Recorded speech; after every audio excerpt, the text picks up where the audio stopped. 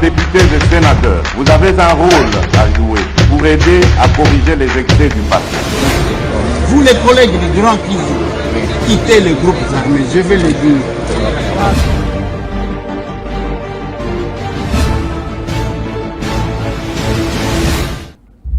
Allez, bonjour, bonsoir, et qu'on dépendre dans Ngongapé Bissika. Bonjour, Ali Bako, qu'on a namana canabiso. Masolona député rendez-vous à patriote. Bonne fête, na Kimbangiste nyonso. Actuellement, tout le monde Congolais nyonso.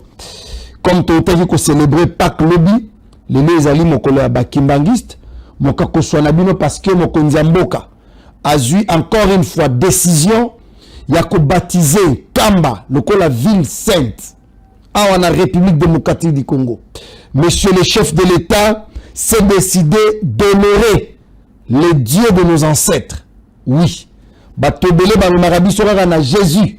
On ne refuse pas. Nous croyons fermement. Ce qui nous a bamindele, au Congo na batoko kende. Mais banzambe na biso baindo.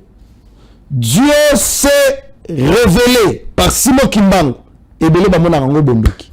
Les différences qui qu'on a biso entre biso na bino. Bato belé bazalaka la mingi Jésus alobi oh William Mariam Branham alo moni tango aidini abala te aidini abala azamu ndelete. Omoni tango nani Westbourne Wesley omoni tango là nous sommes experts en explication.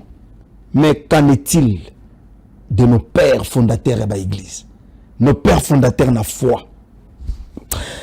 Masolona député Bandekonanga, Félix Antoine Tshisekedi Tshilombo, asilisina mibitumba na STT, Yowana Ndimi, Bapaya, Ba-immigrant, Baya kofanda na Kinshasa, pendant un temps.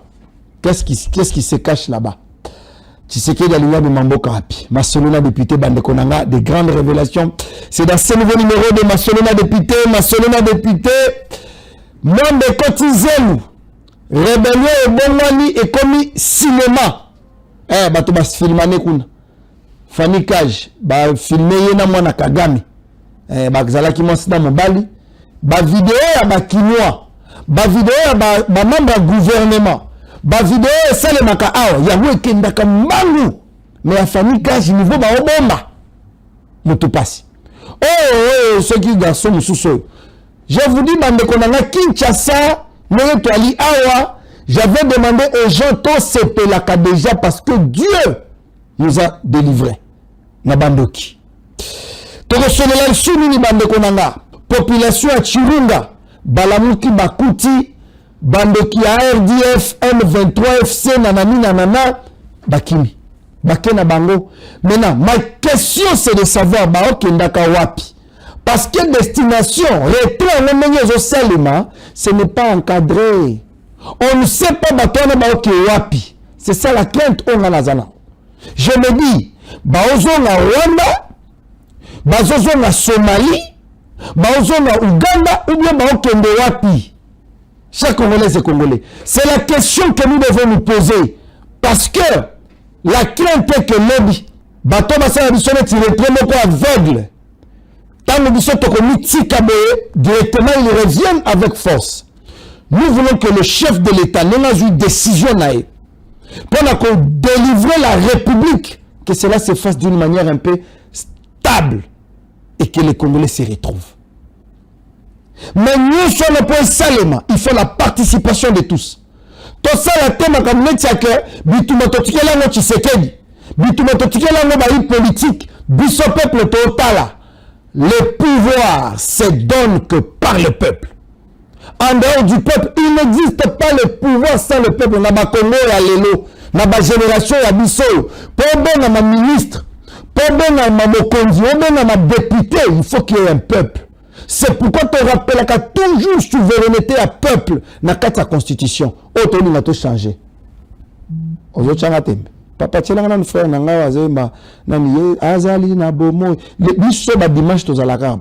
je vous dis, le pays est en train de décoller. La République va faire sa rentrée. Na katia monde ya football. To zongina Coupe du Monde. retour au sali et pesi batobele qui pelekese viens là nani prince pe na lobit oh non soki to beti match atamoko to poli to kolati saïda pesi le kambwana ya le kamuni isonya ngenge sala rabine viens hein. Commencez d'abord par féliciter que non, le pays a été géré dans le Talibabé. Tshisekedi est arrivé au pouvoir, Ameni Ngengenaye, Kagame dévoilé, Kabila dévoilé, Katumbi, c'est-à-dire groupe tout Abatouana a dévoilé. Et quand il y a des progrès, vous ne parlez pas de l'IDPS. S'il faut jeter de l'opprobre, on a IDPS à un avant-plan. Mais acceptez aussi que l'IDPS wana nde mutu abuli mutu na bango ndalela tche Kagame contre mire. Moi je ne voulais même pas qu'on parle, qu'on réfléchisse parce que bato maillé les bagos réfléchir t'es en terme il y a ba parti politique puisque Bitumba Félix abuli on va continuer comme Bunda. Ce n'est pas au nom de l'IDPS. Parce que tu retournes dans mon colon qui ne veut pas t'assurer dans mboka mobimba. Tant que l'IDPS a vendu la keno, là tu sais sur mokumba wana. Voilà aujourd'hui tu s'accaparer na nion sur comment les choses tyrannie, tribalisme, monopartisme. Là c'est vous qui parlez de l'IDPS jour et nuit. Et bien pas battre l'IDPS pour la plupart. Vous à la capé souple puisque on a bisarabino aw. Il y a bino maquillage à la rabelolo. Il y a bani au sala aux ministres. Comportez-vous bien. Vous se comportez bien. Ne faites pas les choses comme tout le monde. Zach là où tu connais pas, Makamoleki Nakatanga, non? Quand moi je parlais de ça, les gens croyaient comme si j'avais un problème particulier avec le gouverneur Martin Kazembe. Baba vient à bis. N'a que j'en ai problème. Mais nous disons ce qui est vrai. Il n'y a pas de réaménagement technique tout en enlevant 7 membres du gouvernement sur 10. Réaménagement Nicolas Onako est ministre de la justice. Namoni qui est la justice, place à un message de gens de la justice, tu le mets te tient le commerce extérieur. Tu sali permutation, on garde la même équipe. Mais j'aurais appris que tout le monde a 4. Le gouvernement Basali na Okatanga, moi j'avais félicité sur le fait qu'on ne peut pas laisser toute une province convoitée par tout le monde et Koufa. Parce que Kiamoul a été interpellé à Kinshasa. Mais gouverneur Martin Kazembe bas statut et il y a bien le vice-gouverneur de la province. Il fait l'intérim à l'absence de son titulaire. Allez, j'aurais appris que le ministre Chabani, comme à Salaka Lokowana, avec Madame Joyce na Patrick Kafindi, faire que ça l'a arrêté Moko, Mama Kafindi, Lokola, maire de la ville, qu'on voit Joyce, Lokola adjointe. Or, l'ordonnance présidentielle avait élevé Joyce Tunda Kazadi comme maire de la ville adjointe. Kazemba à l'époque, titulaire. Kazemba comme gouverneur, on prend Joyce, Batiki maire de la ville adjointe, allez, Bazi, Kafindi, Bakoïsi Wana, Atikalikun, Chabani. Les œuvres du ministre Chabani. Tant que le balissu soit non, faites bien les choses pour ne pas donner quand même Nzela. Na bateau va s'attaquer à l'IDPS. Parce que tout le monde qui sait qu'il il est seul. Je commence à comprendre qu'il est seul. Na bateau va talibanda. Peu, il y a l'IDPS au bazan à gouvernement la majorité va faire la COP na bango. Parce que l'information que vous avez surtout na Katanga ya bien chaque fois depuis que vous êtes VPN de l'intérieur. Aider les chefs de l'État à évoluer. Le Katanga est de Batobalobaka Mingi. On critique plus les Kassaïens là-bas. On critique plus l'IDPS là-bas. Faites l'exception. Nous vivons on a Chadar, on a ministre de l'Intérieur, nous vivons on a Liège, nous vivons on a groupe on a sous Kabila. Aujourd'hui, tu sais que du président de la République, on prend un digne fils de l'IDPS, on met au ministère de l'Intérieur, ok. Et comme si on a un Kazembaza wana, muto imposé wana, eza Chabani, eza la muto mususu. Eza la muto mususu. On ne rêve même pas que le ministre Chabani soit là-bas et il paraît qu'il y a un conflit. Kiabula azana mutu nani Kabila azana mutu na ye, Chabani azana mutu na ye, siko ba komo tchana siko yo na la kisao. Ya le roté na l'élection ngane ministre. Ça ne se fait pas. Bande konangai. aider le président de la République, chef de l'État. Lorsque vous prenez cette dame, ne place ton anazo koufela. Bonjour, Lorraine Moussamba Kazadi. Cette femme a fait l'exception, même le président de la République, chef de l'État, à reconnaître Moussalama sur Nasalaki. Mais aujourd'hui, vous allez prendre cette dame, parce que tout le monde qui s'accabula mouté ma passe, parce que tout le monde qui s'accabula mouté ma passe, même d'autres ministres de l'UDPS sont chassés du gouvernement. Bazou bato ensemble ya Moïse Katumbi, Bazou bansi un peu perdu, na bandeko ya Chilumbayi, na Jacqueline Chabani, Bazou ici. Bakomisi bango ba ministre. C'est pour l'intérêt de qui? C'est que tout le biawa, ba pesi mbongo. Nous, on n'a pas de problème, on dénonce, s'il faut dénoncer, il y a malam tout le bakia malam. Et donc, on va recevoir l'honorable Nicolas Oumakoy au mon côté, député provincial, élu de Kinshasa Ngaliema, créateur de plusieurs édits. Hein? Nibeko Belé, et Zana Katia Libenganae. Mais avec lui, nous allons aujourd'hui un peu parler, puisque depuis que Kabila a fait sa sortie médiatique, Kagame est de son côté, de celui qui tous appelés Makanisinae, mais avant tout, honorable Nicolas, Mbotiana Peboé Malam. Bonne fête de Pâques. Hein? Merci beaucoup. Bien, on peut célébrer qui? De votre côté, il y a un message. Bishoto da Nzambe ya mundo tepe ya mundelete. Okay. Jande na Nzambe mukeli ya bikela munyos. Oyebi tango wote koloba ya mbonakota. Ebangi shingai. Ndeni. Na yebaka te ke yo sambelaka bato ya mwindo. Bato ya mwindo ndeni. Bato mosusu basambelaka bamindele. Te wana na kondimango te. Eloko nga na yebi ezali. Lelo soki Nzamba utiliser yo honorable Nicolas Oumakoy, oza pasteur na biso et que na moni Nicolas Oumakoy na bango ya Afrique du Sud ou ya États-Unis parce qu'il y a le take na koyoka ya take it que honorable pasteur nanga zo le belanga ke Nzamba pambola yo. Hein, God bless you. Ah wana izana mwa ngenge moko boy. C'est dans ce sens-là na lobeli. Je n'ai pas dit que tu allais na banza ni mbale. Peut-être otala ki image na yo malamute. Olobi boy. Nzambe Félix a honoré Banzambe na biso ya bato mwendo. Oui. Alors que ngai na yebi que Simon Kimbangu azali musali ya Nzambe, azali Nzambe te. Félix a honoré musali ya Nzambe, tu a honoré Nzambe. C'est comme Nzambe yo sali la kaza couleur nini? Nga na yebi ete Dieu d'abord est esprit. Ah OK.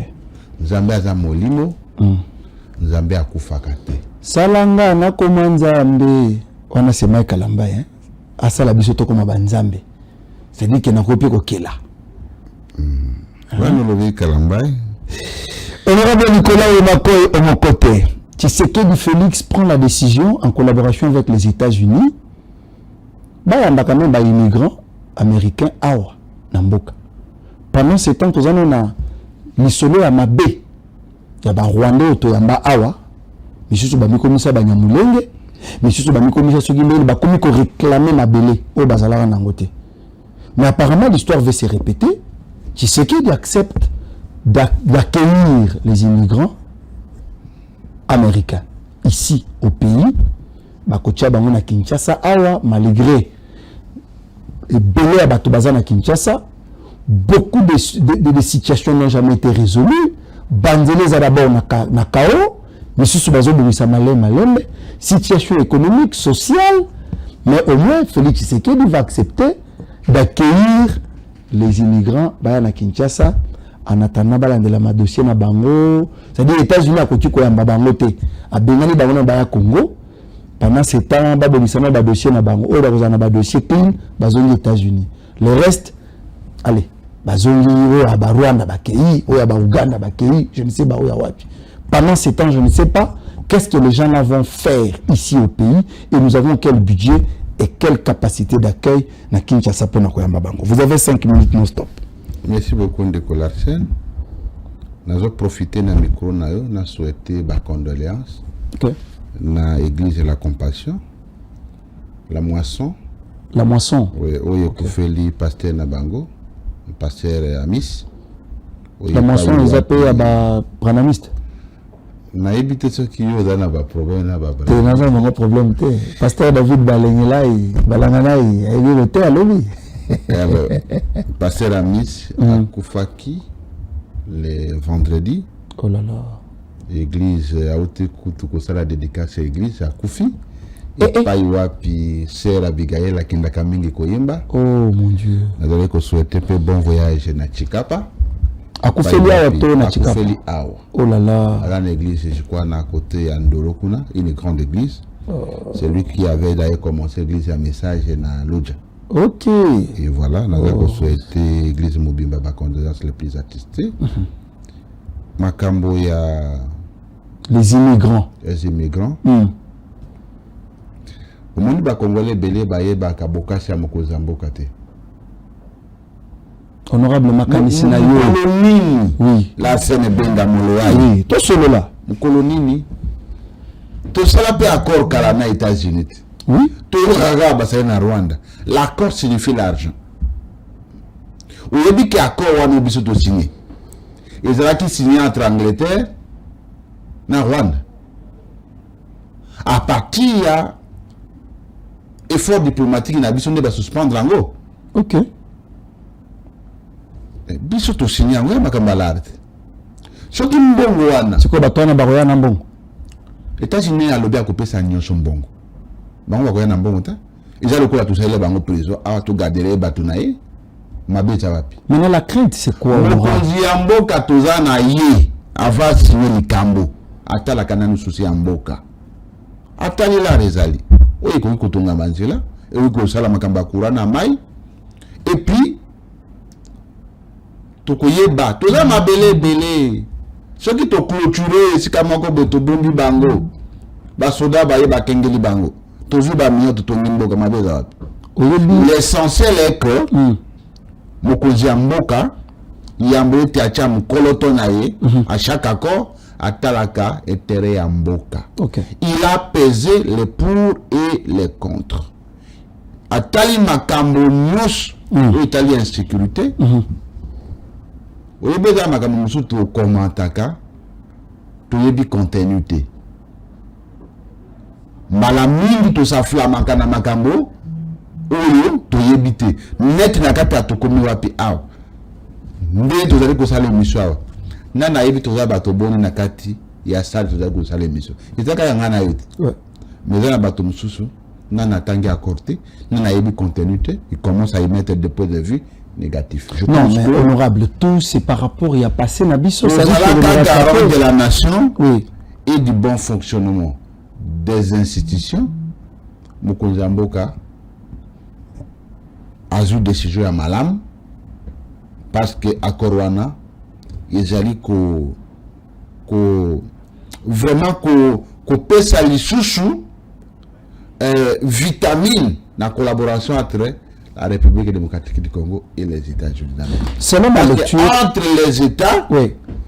Il n'y a pas d'amitié, il n'y a que les intérêts. Que les intérêts. Si le Congo trouve ses intérêts aux États-Unis d'Amérique, au Copéki, a signé l'accord pour nous. Attends, on doit signer l'accord, où il y a Monique Mboka qui a bénéficié. Honorable, selon ma analyse, selon ma compréhension, je me suis rendu compte que Bitumba, on crise à leadership où Batama, et maintenant vous allez beaucoup plus entre rebelles. Kagame, Kabila et les autres, et comme ce qu'on s'est dessiné, Kagame dit noir sur blanc, a expliqué clairement que Kabila, Nekolo AFC M23, a s'occupé de Makamunaye, a silisa Makamunaye.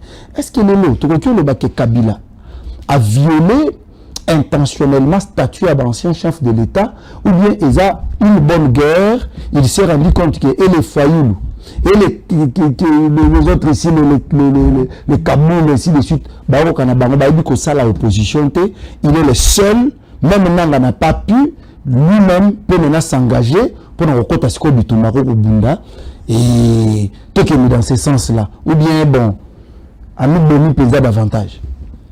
Moi, je vous ai dit ici que la guerre, tout le monde victime. Nous avons une étape et une hiérarchie. Chef politique, il y a M23 et Jalinang.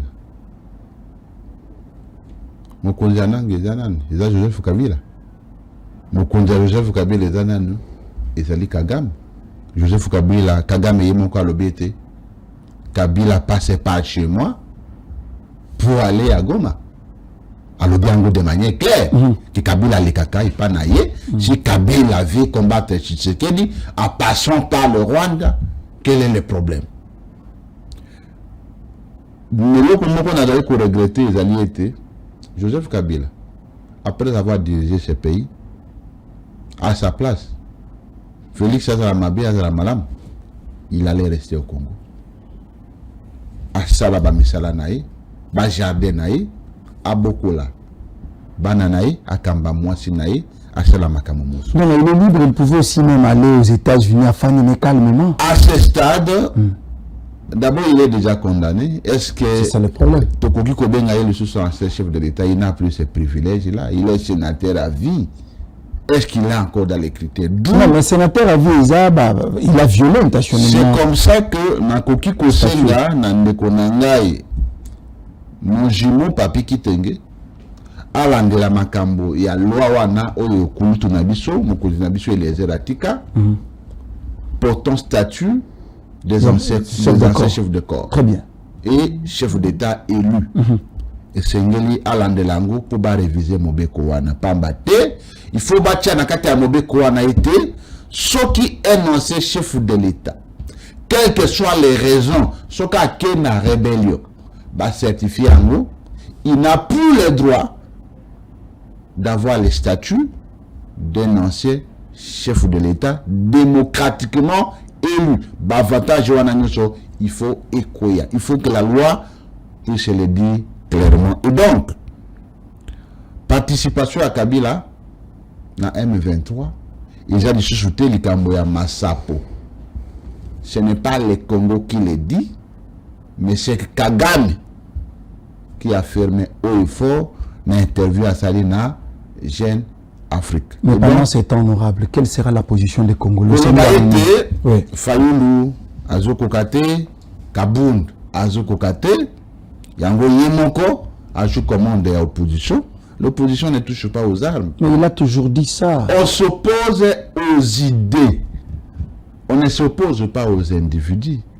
Il faut proposer les idées contraires. Si tu sais qu'il gère mal, vous pouvez ça mécaniser à Sika. Ou écoutez, ça a été. Félix a eu un mandou qui était dans le pouvoir. De la même manière Kabila pouvait patienter 2028, il y a aucune élection. Si le discours va passer, il passe président de la République. Mais prendre les armes pour tuer les Congolais, massacrer les Congolais, pour prétendre aimer le Congo, ça c'est un discours contradictoire. Et donc, à tous ceux qui vont trahir les pays, et à tous ceux qui ont déjà trahi les pays, la nation vous jugera un jour. Pendant ces temps, ses adeptes annoncent déjà son retour. Basalina affiche. Retour rapide. Retour imminent à Joseph Kabila na Congo. Moutapekisa yazate. Akozonga ndengeni. Oh. Donc Gomeza Congote. Parce qu'il est, je ne sais pas. Na logique ni baloba komile loko na bango. Retour mutu balobaka retour eza mutazunga te. Kabila avanda na Goma ndeni retour. Ye mutasomba ndako depuis 1999. C'est quoi kozonga ndengeni? Il est chez lui. Et chose grave. Et ça que Batongo au dit que Zoé le barak non, il a intégré la famille Musée Laurent Désiré Kabila dans l'ancêtre. Vous dit la vidéo est allée. En même temps, de l'autre côté, Kabila va me dire que non, en 1999, il avait acheté sa maison à Goma. Pendant ce temps, c'était période de guerre. Je ne sais pas, Batongo, qu'est-ce qui s'est passé? Comment Bakongolais de Salaka pour célébrer, vénérer, que Batouana Letibaza Batumoko extraterrestre, oh, tala la vidéo qui me bazo bine tala tata na âge nae, ancien gouverneur, Kobine la Kabila neti akufa. Honorable, mais c'est grave, bah c'est Kabiso ba Congolais. On a un grand frère nanga. Même les Américains, non, mais on ne refuse pas. On a un grand frère nanga. Frère de Dieu n'est pas un grand frère. André Kimbuta Yango Azalaki quand même un ancien gouverneur, il avait la Kinshasa dans un député, je les respecte. Oui, mais si quelqu'un ne prend pas sur ma valeur. Et nous, nous avons quitté qui a sali déclaration à Mabé. T'es Babina. Kabila. Oui, l'outil Kabato Moussou Babina, va se déstresser, va cambiser belé. Ce que nous ne voulons pas est que le vrai Congolais, comme les bandes de Kimuta Bakota rébellion, va trahir Mboka na Bango. Ce qui a commis na Kaka, pour se rappeler, dans le moment de gloire, il est autorisé de tout faire, sauf de trahir la nation. Et donc, on ne peut pas refuser à quelqu'un de danser. Bato Babini Nakati a parlé du peuple, non? Babini est léopard. Kabila est léopard, hein? Kabila est léopard. Kabila est léopard. Kabila est là qui est léopard. Comme nous parlons du léopard, Hollandi, quel message à la population? Population à what? Yoke loko. Population à what? Yoka nanote. Yoka.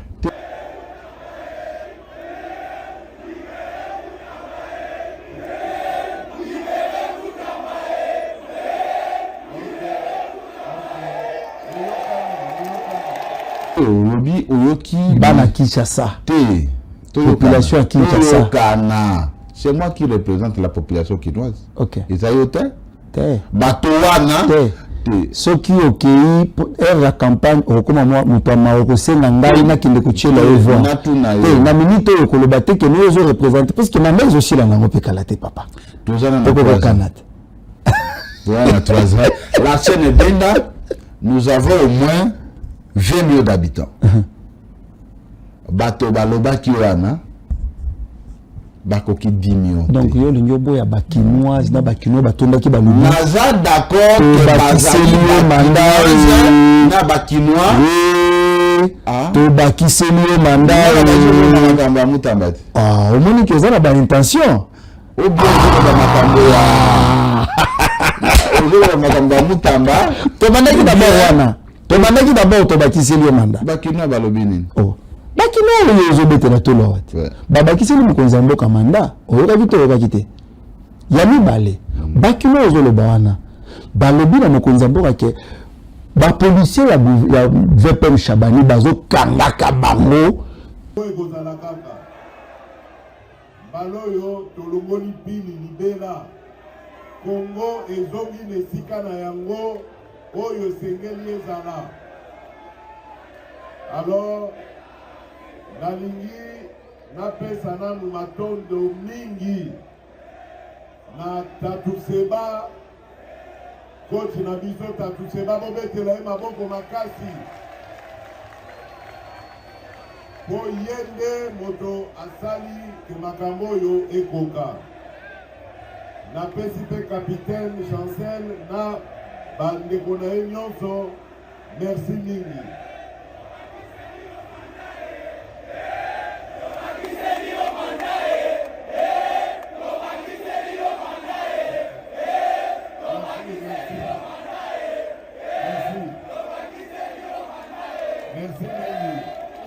Merci pour la confiance. Et awa tozalina nous kosepela. Sans likam. Yo moko to dénonçaka chaque jour. Au le bas niveau nangale makuna ba policier ba osala état. Chabana là na policier. Oh kasi mais c'est lui qui les gère, non? On peut les gérer sans être propriétaire. Comment on dit que c'est les animateurs des institutions qui définissent la politique du secteur. Les mots d'anciens combattants, tout le monde a bango sur la balabala. Honorable Nicolas. Bon, moi je comprends, hein. Je comprends. Qu'est-ce que tu comprends? Mokonzi Mboka a une décision en lobby. Policier à Komeka. Kokanga elenge pona suki. En tout cas, à Romona Oyaye. Basuki Wanate, Misala, Fatia Lobi, Bozala calme, Misale Koya. Basuki Wanate, libérez Mutamba et Wana générique.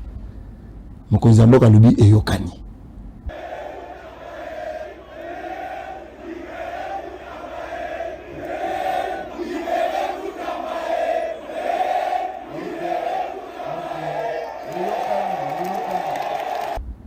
Est-ce que cette expression populaire, Yozali politique, ça vous dit quelque chose? L'ancienne Benda. Honorable Nicolas. Natanga kilobi mon ouvrage Kulutu Nanga Pesa Kingai. Il y a Jean-Jacques Rousseau sur les contrats sociaux. OK. Idée nakanga ki balobi était Pombon ka ebenga ma république. Ishengele kamba manami beko. Très bien. C'est-à-dire une république, c'est un état qui est dirigé sur base de loi. La loi. Mokozi ya mboka lokola tata akoki koyamba nyonso bayebisi mais na nyonso akosala lokola na toza na kati ya république isengeli salama ilongo mani na mibeko soki balobi esengeli Mibeko ya pesa pona bato. soki esengeli tolanda posa ya peuple to se conformer na mibeko na pesa ondakisa soki balobi libérer Mutamba. Oui, parce qu'il y a des problèmes. Nous sommes occupés. Il y a un problème particulier dans Mutamba. Bino bato bosala droit bozana ba polémique. Alors, Mokozambo ke loko akosala, ils allaient soit il y a kotala ba condition de libération conditionnelle. Est-ce qu'ils ont réuni? Ce qu'ils ont réuni à Salé Ango, à Ibisi na ministre de la Justice à libérer. Ce qui connaît les a réuni, il est obligé de faire ce qu'on appelle la grâce présidentielle. Le pardon du chef. Ce qui connaît les similité, on peut faire même ce qu'on appelle la révision. Au niveau de la Cour constitutionnelle, au niveau de la Cour de cassation. De cassation, oui. Tout ça dans la République. Oui. Dans une République, c'est la loi qui guide les autorités. Makambo ya Kobakisha Manda. Soki population, où il y a des détenteurs, ou détentrices et à pouvoir, où il y a des souveraines, alors Bibaba Kisamukozambo Kamanda, ça signifie que la population est d'accord à la révision constitutionnelle. Ah bon? Oui. Si ce n'est pas la révision, c'est le changement de la constitution, parce que le seul mécanisme qui permettre Mukozambo Kazo a mandat conformément il y a principe, il y a république, il y a un changement, il y a constitution. Très bien. Autre chose, aux populations à Singi, Makambo Yaba, policier. Policier, tout joyeux kakate na sens négatif. Le mauvais comportement de certains éléments ne signifie pas que toute la police nationale congolaise est en train de déranger la population. Comment Israël, quand tu as dérangé la population? Non, lui ne peut pas faire, parce que c'est lui le chef. Commandant, il y a Jémi, il a dérangé la population. Parce que commandant Jémi, quand le Fungo est comme un péage. Il était montagé. Dans le Fungo, il y a beaucoup de services. Tous à la Kimia. Jémi a dans 4. Baroulage est dans 4. Et bateau il y a. C'est-à-dire il y a un service, beaucoup de services dedans. Et donc, c'est quoi, tous ces services-là sont gérés par qui? Ce que nous pouvons demander aux autorités qui gèrent la territoriale, entre autres, mon grand frère Jacques Chaban, locaux, de pouvoir recycler notre police. À partir de roulage, il y a un service union composé la police nationale congolaise. La police est un service essentiel pour la protection de la population ainsi que de leurs biens. Surtout ça. Tout ça, l'émission à Wati. Il y a un basoda? Non. Il y a un basoda? Jamais. Si on a une assurance à Kutambola et Kama et Koyate, c'est parce que tout ça a continué à service à l'État. Ils allaient coucher la moussala na bango, attaquo, ba élément moussousou, bazali coucher la Sony Yamboka. Et donc, Mokonzi veut permettre à l'intérieur. Vous allez avocat connu, un ancien secrétaire général de l'UDPS, un blanc séculier, à Mokonzi Yamboka, pour ce n'anga yezali théo bimana discours à l'intérieur. Ce que domine à l'intérieur, tu n'as pas recruté la police, tu n'as pas équipé la police, Tu n'as pas habillé la police, tu n'as pas construit pas ta politique et bas social. Ma policier va mériter qu'un conteneur. Comment la politique la maison d'arrêt, construction? Est-ce que les policiers ne peuvent être que dans les conteneurs? Conteneurs de quel état? Mais aussi la Banga, il y a Tom. Et donc, c'est aussi ça les réformes institutionnelles.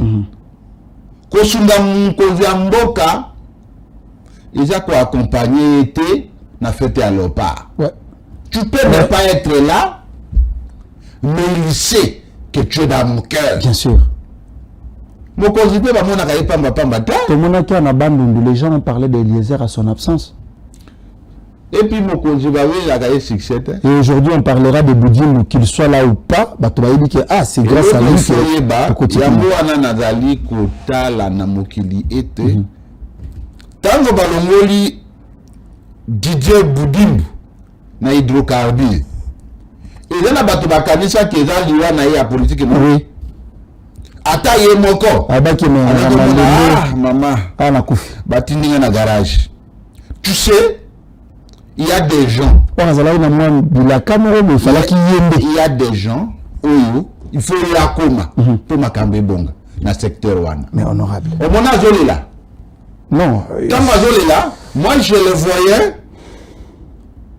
un monsieur qui était entre guillemets réduit, à ça comme on a le coup là, Babwa Kinga na bisika bikauka, mais la promesse de Dieu m'a suivi. Honorable. Dans les déserts. Moi, ma mobile ana lelika kate pona wana.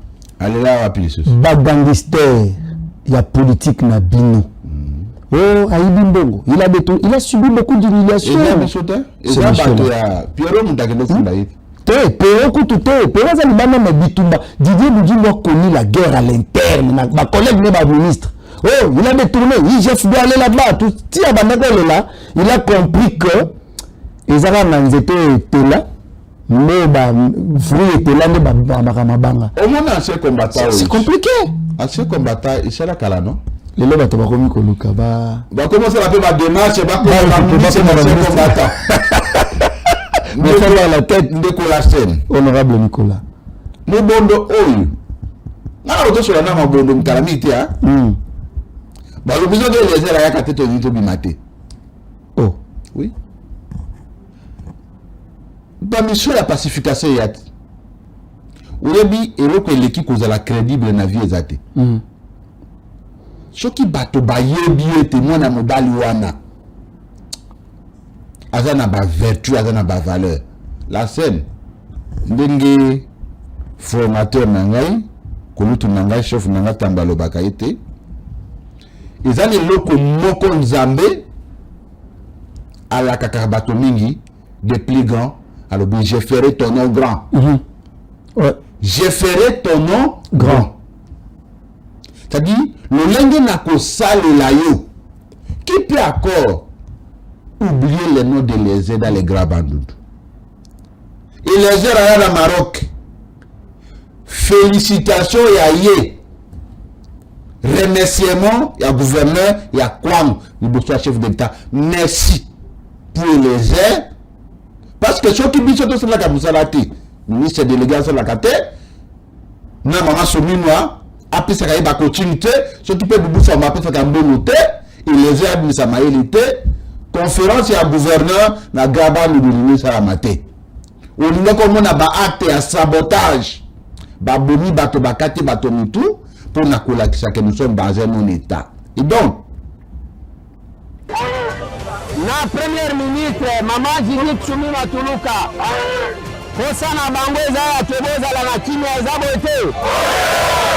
Bien, merci beaucoup. Vous savez, ce phénomène Mobondo date depuis 2022. Et en ce moment-là, j'étais député provincial. Et donc, c'est une situation très difficile par la population et déplacer la population meurtrie. Et donc, c'est une situation qui a vraiment paralysé, fragilisé les territoires de Kwamouth. Alors, il y a eu pas mal de tentatives pour essayer un peu d'atténuer cette situation de Mobondo, ce phénomène, si on peut le dire. Mais sans succès. Alors là, je tiens sincèrement à féliciter le ministre délégué, le ministre de la Défense. Je le félicite à sa juste valeur par rapport à ce qui a été fait récemment dans le territoire de Kwamouth, avec des retombées très positives.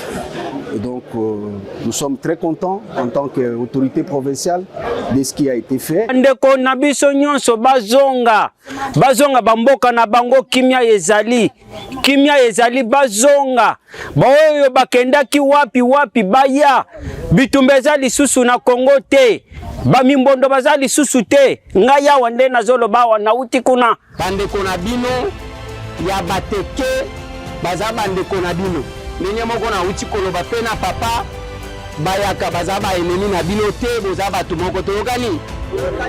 Message madame na relancer pa na bango ezaka ke ba longola kobanga po eloko etikali ezaka kobanga histoire kaka ke Mobondo azalaki boyina bome makambo wana ese silaka donc zele se fungoma bato bakoma oleka na ba village oyo kutu Mobondo azalaki bato kutu bakoma déjà kovanda leti ba bisiala o massacre salema mais bato bazonga tozana ba mashambi bato bazonga betani bato bazali banganda bangala bato ba transforma presque tout bato bazonga na bango kendaka pe kuna na ba famille bandeko donc biso pe tozala kuna bandeko mususu me bazonga pe déjà. Président de la République Félix Antoine Tshisekedi Tshilombo na premier ministre Mama Judith Suminwa Tuluka kosana bango ezala kebozala na kimia ezabo te. Message madame na relancer pa na bango ezaka ke ba longola kobanga po eloko etikali ezaka kobanga histoire kaka ke Mobondo azalaki boyina bome makambo wana ese silaka donc zele se fungoma bato bakoma oleka na ba village oyo kutu Mobondo azalaki bato kutu bakoma déjà kovanda. Sur le plan sécuritaire,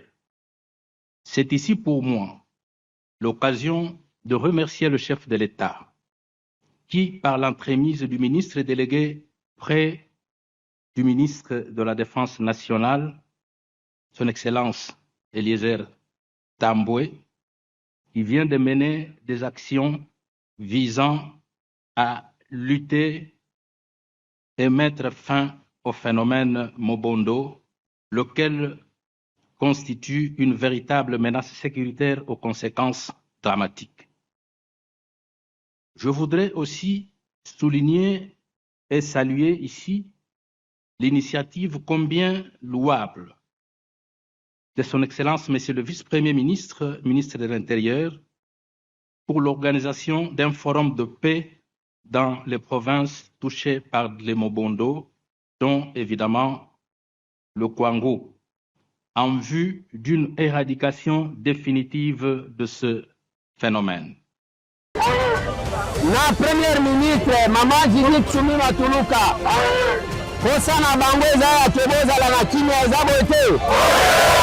Zamuteke message na relancer pa bandeko na nganya surtout ezaka ke to zamutu moko biso nyonso bakosa biso te na ba guerre moko ezala ko tribal so eza politisé donc to zamutu moko batika ba idée wana mutu msoko oya pesi yo mbongo polu ko boma muninga na yo donc c'est important te faut to changer mentalité total la lobby Congo ya lobby ça na maboko na biso donc il faut to meka un peu kokima ba biloko wana ya mikemiki wana eza bien te pena conseil tozali kotirer pe expérience na kati ya biloko wana ete esika nyonso nzambe atindi yo okende nanu peut-être sa promesse va te suivre là-bas. Il faut pas suivre les ministères. Ngai ta tozali kovanda na vie na ngai nayebi sika aza kolinga batinda ye ngai nayebi. Il ne s'attendait jamais que bakotinda ye na ancien combattant.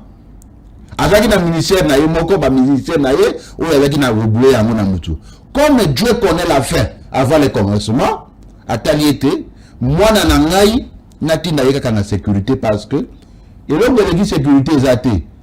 Même ministère ya transport, petite et moyenne entreprise, hydrocarbures, parti au kokende, soki sécurité eza te, transport ekozala te, pour preuve nanzela agraba mutu keleka chuté c'est parce qu'il y a un problème de sécurité. Et donc félicitations à moi Namboka Didier Boudumbu, devant toi, courage pour les efforts. On dit qu'on a loti Bumba à nommé ministre.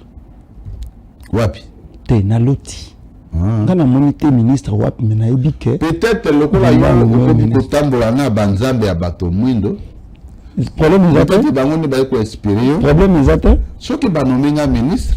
Les Américains bandimelaka ba prophète na bango parce que Dieu les Américains nga pe nandimeli ba prophète na nga ba indo oyo nzambe a utilisé pour na kolobela nga. Dieu utilise tous les êtres humains, bien sûr, pour être bana na ye na kondima. Mais biso sikonde tozalaka complexité. Je vous ai dit ici que moi je crois que Simon Kimbangu était un vrai prophète. Papa, Babranami c'est ba tombogoloa. Tout ce qu'on a comme honorable. Bon, de toute façon, la kaete Adina Bala a salé l'ensemble. Très bien. Jacques Vernon. Ngai nandime la kaete bato mwindo. Basa la kanzami andenge ya solo bazali. Mais il faut peut-être ndimaete binzambe nzambe. L'inspiration, c'est le monde. Comment tu peux accepter que Kimbangu Yemoka le dit que je suis l'envoyé de Jésus-Christ sur la terre pour na côté à Gounou Sangomalam.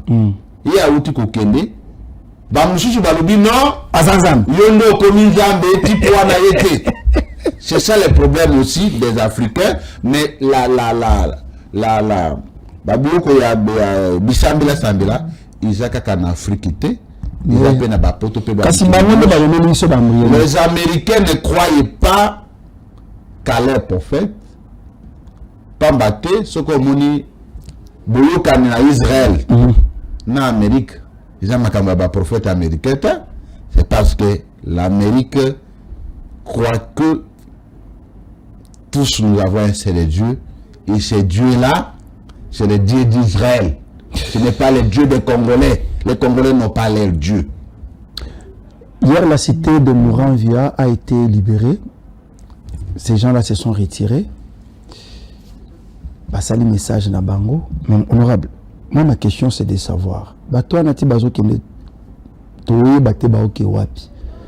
Est-ce que le retrait, cette opération en retrait, vous voyez que ça le maté avec beaucoup d'encadrement pour te babake wapi?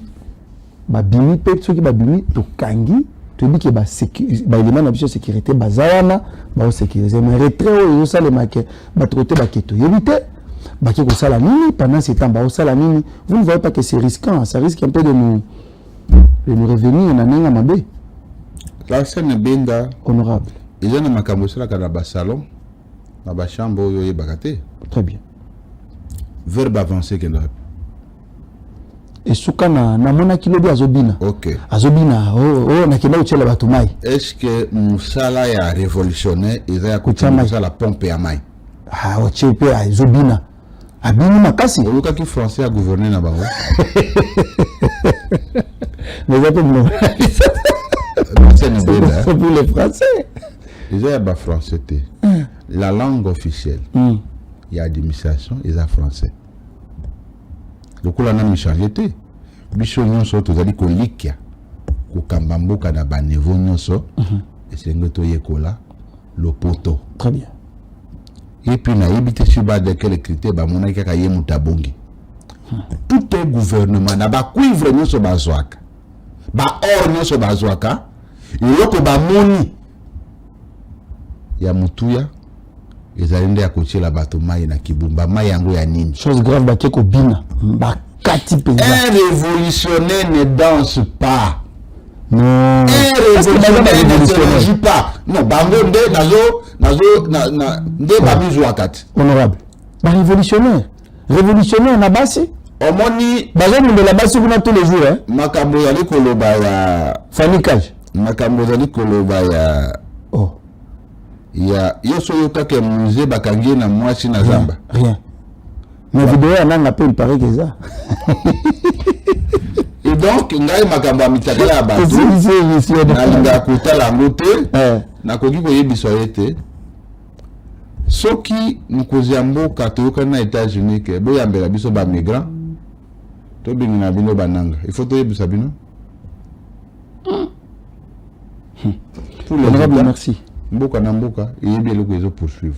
Merci beaucoup, honorable Nicolas Wemakoy, messieurs et dames. Il y a une démarche côté Bawewa où ils allaient en cours. Il est important que Bisoto le Belango parce que à le Belango Pimingi, à Sali Moussala Mingi pour na bandeko Bawewa. Donc au critique les cas ils m'ont combat le battre parce que tous ces jours Bawewa basungara biso. À Talolendo tozala nango biso bakino moi je suis véhiculé. Il y a des moments où tozara Wewa. Pour te comme ici quand on kende mbango, au diare mutuka, au jour au kim. Mais sécurité à bandeko wana. Ah, on a wiki, babakisi branche, nous souci à que wewa nyonso. A kofuta par an, $40. Ce que fouti $40 à l'étendue à ville à Kinshasa, au fouti $40, ce que beli. Moi nanayo, moi sino à beli, bakozwa, baswa na bango gratuitement na ba hôpitaux nyonso tout à l'état. Et baswa et kozala rassuré. Ce que Bukani, Remuto et Panzani, bakosalo scanner gratuitement. Okoya kaya biloko no akolia. Na moi bilamba na yo hôpital nyonso l'état va le faire gratuitement. Ezali mayele ya honorable Nicolas Wemakoy au mon côté. Son souci c'était que bawewa bazal rola bato moko bazo vamisa ka catégorie moko ya bato mais en retour baza protéger té. On peut vous arrêter talanet vidéo. On prend wewa comme un vagabond. Mais ce côté na kati bana ne ba fani ba moni ba osala papa la barona balabala. Na fin du mois, bana wana, papa wana bango muto futa ka ndap, muto tinda bango na école, muto fenda moni ba osala bokilo na ebengo pour kumba kawewa. Yango ndo moni ekono osala ke na Kinshasa, na Congo soki muto lobi ketenga na kumba kawewa, moi c'est aboyé. Basho basala droit, o basala nani, batanga ba classe à l'écolo. Ayoki ke moba nini, akumba kawewa. Nande nini libabe. Or, c'est un travail et bimisi ba docteur et bimisi grand na kati ya société na biso. Na yango honorable Nicolas azoki likanisi ya ko trouver solution à propos. Na monaki ke sengeli biso to le bela yango à l'invité aux awa na ville ya Kinshasa. Juste là batikala ko contacter yote. Ndeko Nicolas kozala omniprésente partout pour yeba bawe baza wapi na wapi.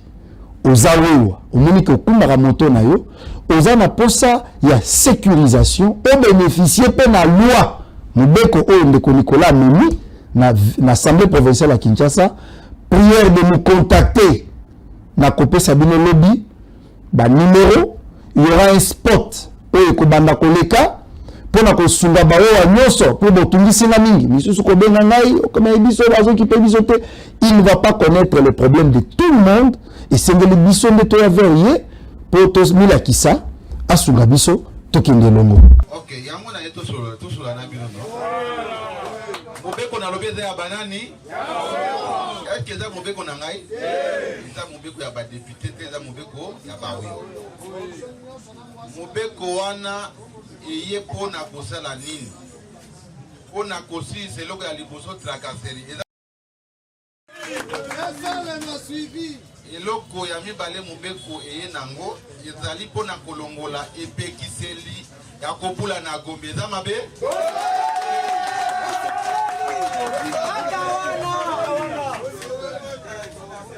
mobeko pe eye pe kopekisa sans unique za mabe mobeko pe eye kopekisa komata na so de moto za mabe kani mosolo ya taxe de stationnement et bakako bomba manapi la Kinshasa eza mabe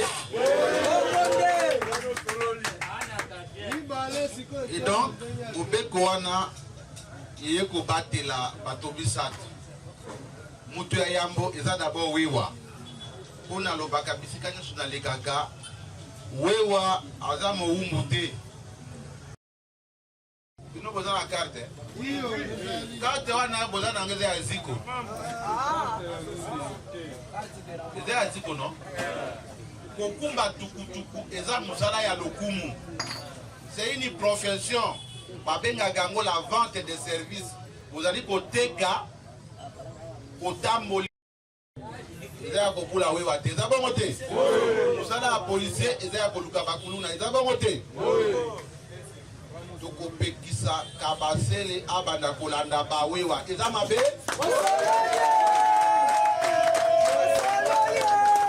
mosala ya kabasele eza ya kolanda bakuluna wewa azali kuluna te eza bongo te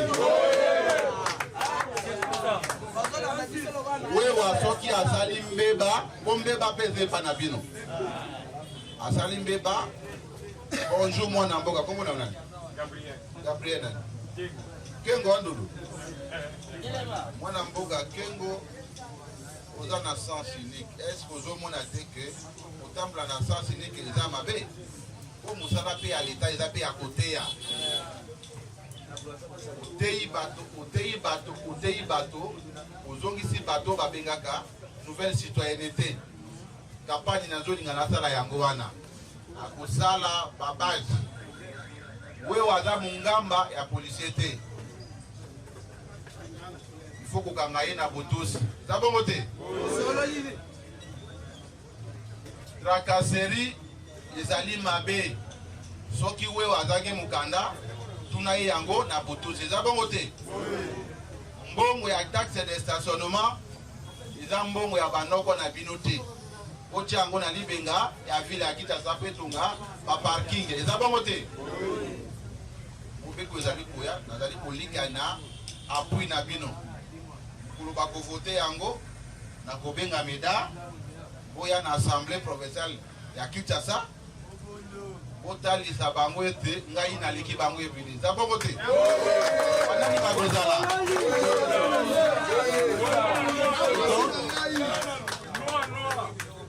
nakozwa bakestion misato soki bokoza na bakestion opose yango misato nayanyola bino yango ete nakende kosala makambo mosusu mutu nyonso aza na mande na ye na mutu oyo amatiso de moto lelo afuti 10 000 francs oyo akomata alobi akofuta 50 000 francs oyo mosusu akofuta 100 000 francs eza bongo te alors yango toye na mobeko wana mpona kopekisa mutu nyonso akanga wewa mutu akokanga wewa ezaka bato mibale roulage soit agent ya transport oyo alati bilamba ya transport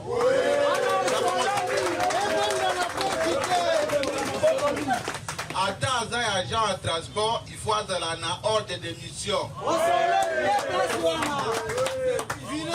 soki mpe akangi wewa il faut kokangaka wewa na mwa botosi no eza bongo te wewa aza papa ya bato no aza mpe sheri ya bato no il faut kokanga ye quand même na botosi no ekoma te ke oyo asimbi loboko oyo asimbi lokolo akomi nyama toye korestaurer dignité to respect ya wewa azali congolais lokola ba congolais et donc nga déjà basi ba valida nga kala ala za mwana tambwe est-ce que mwana tambwe échouaka osu momone les tambwe échoué mobondo komi wa piécité et donc il faut to battre la bandeko oya biso to lukaka bato te kaka toki tokomi na moment ya ba élection voilà musala ya député ezali ya kokela mibeko bakelaka yango mpona kobongisa makambo ya mabe ezali koleka na mboka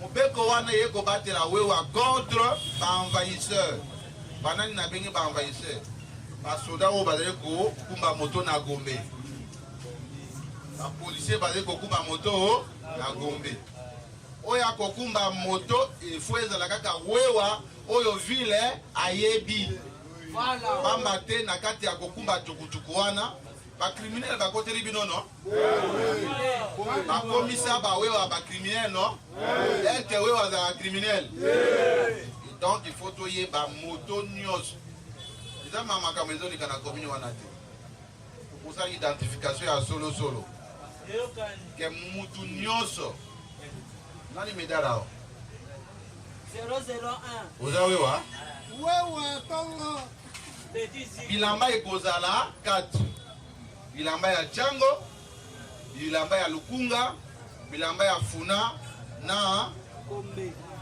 moamba. En tout cas, mesdames et messieurs, le to suki awa na kotika to kabana bino na vidéo ya la DSOB. Viens. Olobini.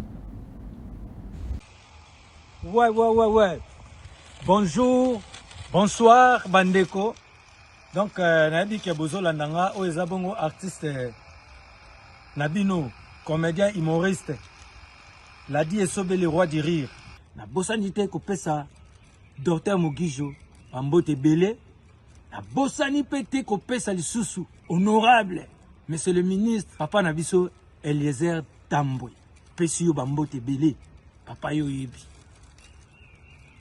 Na bosani pete Larsen bazola nangai ipana yo Larsen na pesi yo bambota trop bande kono bazo mona nga awa naza na kati ya États-Unis d'Amérique na state na yeko yebisa bino ka secret na nga moko ngai natambolaka na savon na nga partout oul naza ngo na kati ya États-Unis d'Amérique savon oul bio MG savon bio MG plutôt bio MG yango savon oyo eza savon moko esungaka makasi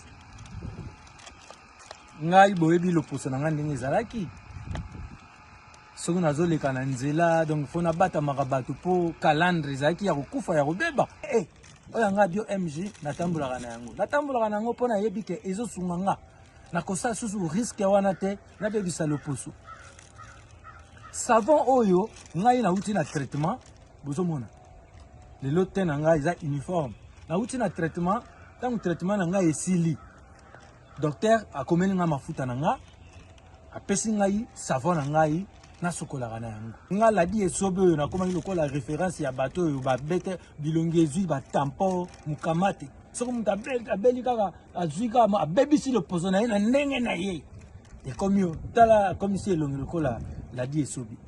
Sans complexe. Voilà. Ton a comme on a la die sobe. Ou a comme qui ce qui m'a azo finga mtunya maté ne long loka sobe.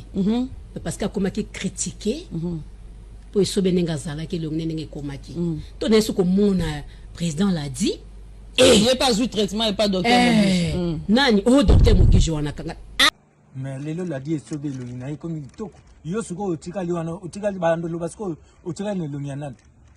Odi ngai eza na bato mususu bakendaka pa docteur Mugijo avant nga balakisanga bango pe na mona ba traitement ndenge nini ilongi ezalaki na ndenge lelo ekoma defense mama shako nga na kenda kokuta ye donc ça dit ndenge azwaka traitement na ye na ebele baye na nsima na nga neti ba Gabriel bino bona mona ya Gabi ndenge emoko tena ye komaki bomona yo bamukamate tout ça eza likambo oyokela soni te soki ozalaki maladi obiki okoyoka soni pourquoi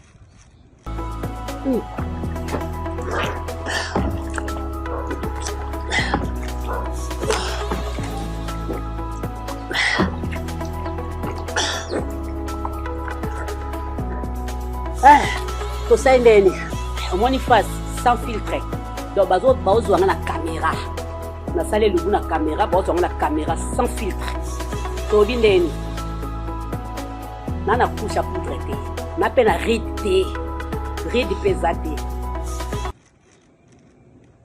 zo comprendre neti ba grand frère nanga Rio de Janeiro grand chanteur ya BCBG to bana komona mais biso nyonso to wana tango toyaki pa docteur Mugijo mais tala lelo tokoma oseka elongi kozonga lokwa ba bébé la savon noir batika Rio batika docteur Mugijo vraiment mais le quoi ezaki ya Rio ezaki nini c'était dit à quoi ezaki ka to baka ngaza muto asera movat movat iko sera movat pena ezako te sa dégâts sera movat wana to pakola litimba luka docteur Mugijo kende abongisa loposo sinon te na kosolana Donald Trump ngai mona komona Donald Trump na koyebisa ye ke ndeko tosala ndeni partout tokomona moto aza na mokamate bakangi même était pas docteur Mobutu lelo yo ba bonso le posoir parce que volonté yo moko zanango te pourquoi ozomi kangela longinonde yo ko kangele longino yo mutema ezalo kwa neti o mutema mabe na yo moko.